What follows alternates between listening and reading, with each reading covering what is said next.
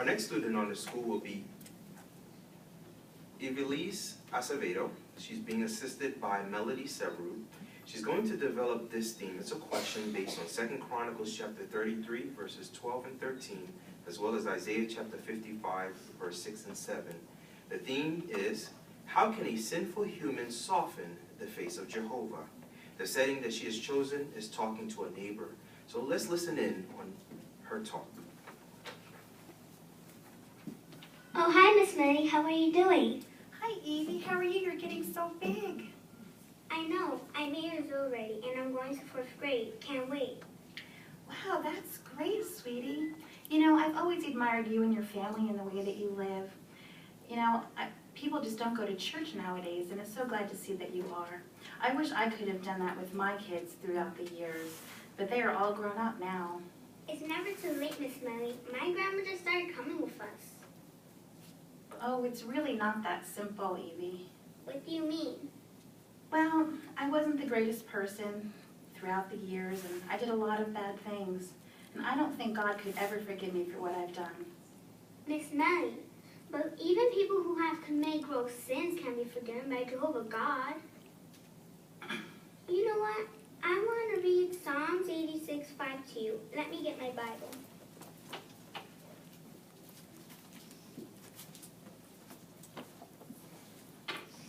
Psalms 86:5 says, "For you, O Jehovah, are good and ready to forgive, and the loving kindness to all those calling upon you is abundant."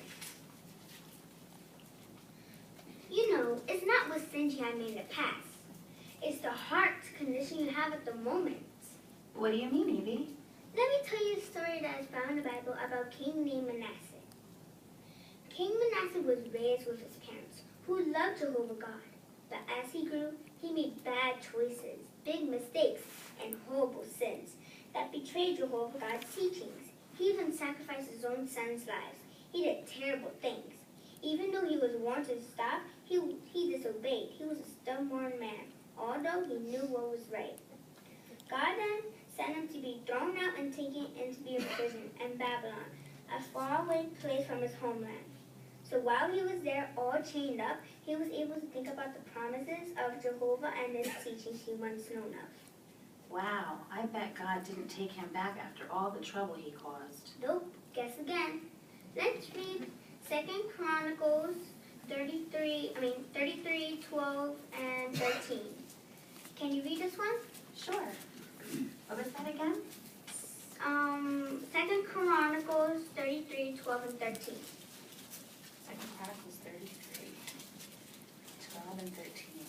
And as soon as it caused him distress, he softened the face of Jehovah his God, and kept humbling himself greatly because of the God of his forefathers. And he kept praying to him so that he let himself be entreated by him. And he heard his request for favor and restored him to Jerusalem, to his kingship. And Manasseh came to know that Jehovah is the true God. So Manasseh returned to God, humbling himself, praying to God, being sorry for all he's done. Oh, so he had a change of heart, and that's why God had forgiven him. Yes, Manasseh repented and changed his ways. That's why Jehovah God forgave him. Let's read in our text, Isaiah 55, 6 and 7. I could read this one. Okay.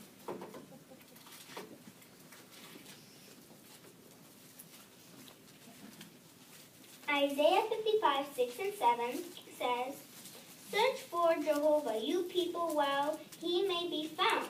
Call to him while he proves to be near.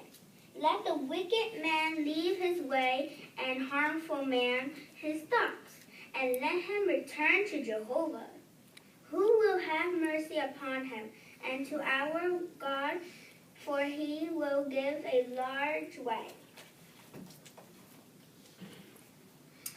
You see, God is always willing to forgive.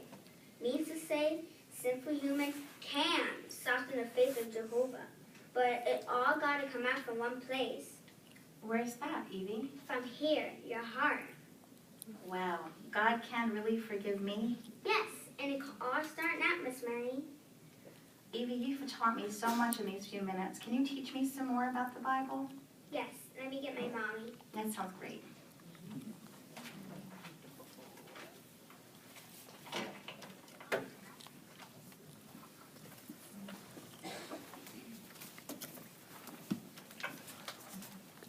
Evie, we really would like to thank you for handling your assignment this evening, and also with the assistance of Sister Severu. What I liked about the material, you really showed us a good example of teaching in such a short time, and you did that within your allotted time. Definitely your timing was 4 minutes and 48 seconds, so that's very good. But that wasn't the highlight of the talk that I appreciated. I really enjoyed how you developed your talk. You took a very realistic setting, being able to talk to your neighbor, and you did it in a way that even though you're young, you were able to impart truths to her. And the way you did that is that you did it in an enthusiastic manner. You expressed yourself with conviction. And that's very important that whether we're young or old, and especially when we're expressing or conveying Bible truths, we want to do so with conviction. We want to do so with enthusiasm. And that really comes with preparation. So if we're prepared with our material, we know what we're going to talk about, and we actually believe in what we're talking about, then that will show in the way we express ourselves.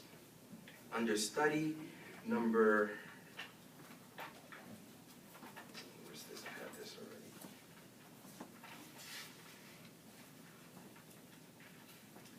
Yeah. I'm sorry, I had it and I just lost it because I closed my book. But it's the study point that deals with express with conviction.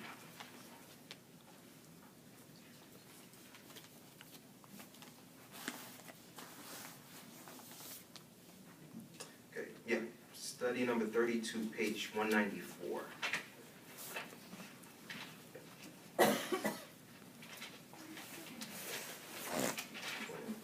Have the audience take a look at this here. Notice what it brings out here on page 195, actually, how to do it.